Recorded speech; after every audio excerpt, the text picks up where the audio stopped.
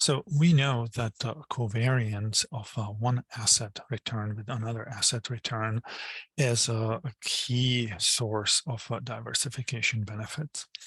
So we would like to calculate how a particular stock moves with relative to the overall market.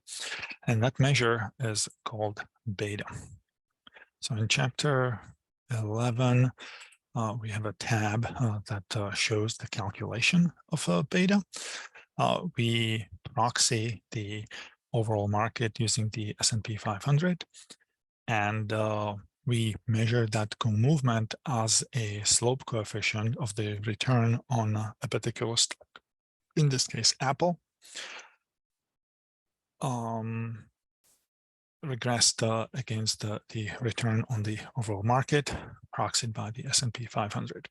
And so in this case, Apple stock using this data, Apple's beta using this data was 1.17.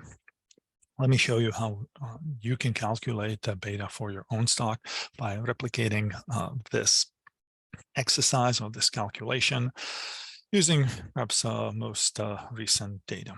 So let's go to Yahoo Finance and let's search for SPY, which is S&P 500 ETF. It's an ETF that mirrors the returns on the S&P 500. We're going to go to historical data. We're going to choose the last, I like last 3 years, but let's go with last 5 years. We're going to make it monthly. We're going to hit apply. So we see that this goes from 2018 to 2023. All right, that all looks good. So now we can download SPY. Let's do that same thing for Apple. Let's go to historical data. Let's change it to last 5 years, and let's make it monthly, apply, and then download. All right, and let's click on SPY. And here we've got the adjusted close, adjust volume, and so on. So we don't really need anything else except adjusted close. So I'm going to delete this column. I'm going to also delete this column. I'm going to call this SPY, and I'm going to bring in the Apple adjusted close as well. And it's from here to here. Just Control C, go back to SPY, and base that. It's the same time period. It all lines up very nicely. That's all good. I'm going to call this Apple. Let's calculate returns. So that will be the percent change in the adjusted close. So let's first do it for SPY. So that's this return minus the, well, this current adjusted close minus the beginning adjusted close divided by the beginning adjusted close. That's all good. We can do the same thing for Apple, and we can now copy that all the way down here, Control D, and we've got returns. Sure, we should format it as a percentage. That's pretty good. Just for funsies, let's calculate average returns at the bottom. Average, so that you know, we, in case we see something crazy, so 1% per month for SPY. That's about right. Last 5 years. What is it for Apple? About 2.73. That's also that also seems about right. So let's now calculate the slope of the regression of Apple's return on SPY return. So we could use function slope, where y, our dependent variable, is apples return, and our independent variable, the x variable, is return on the S&P 500. So we go up here, gonna hit enter, and see that Apple's beta is 1.25. All right, we could do it another way. We could, let's create a scatter plot. Perhaps that's a little more visual. So I'll go to insert, let's do a scatter plot, and select data.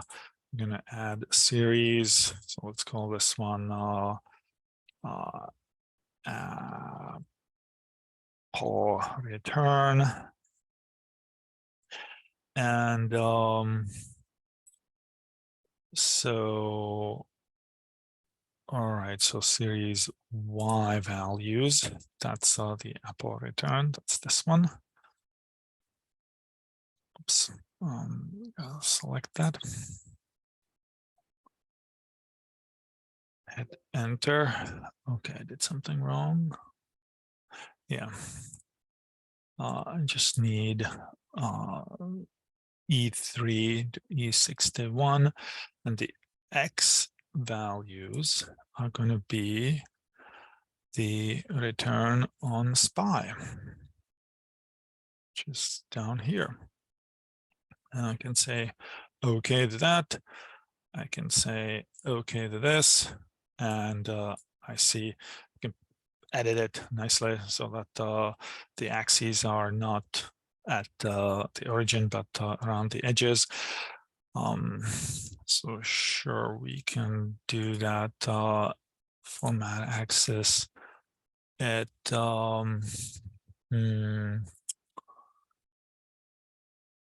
horizontal axis. How about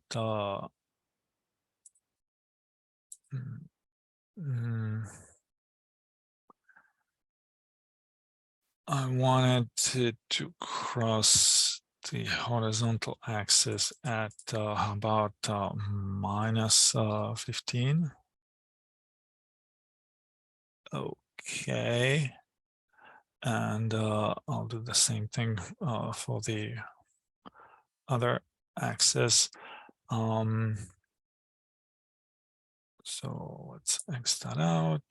Let's format this axis. I want it to cross also, about also at minus 15. All right, it's a little nicer. And let's see, we can add some element. I bet we can add the regression equation. Where will how do we do that?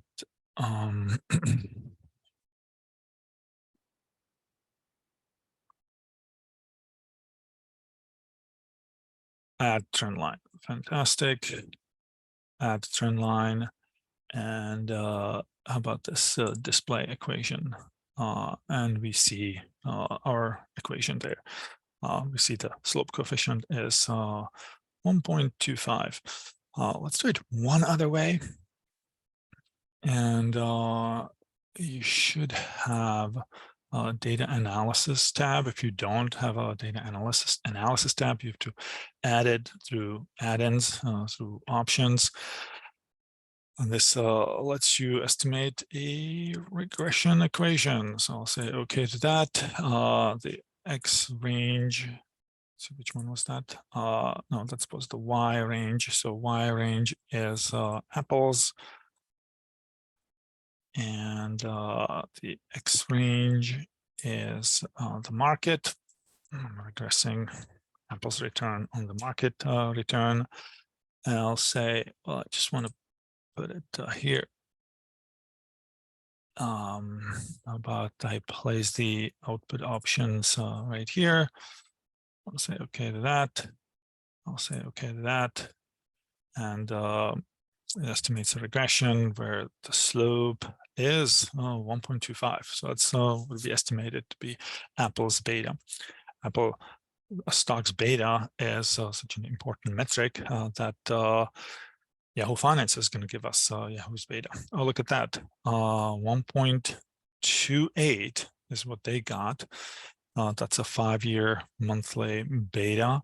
And what did I get? I got 1.25. So I'm not sure how frequently they update this figure, but we're definitely pretty close.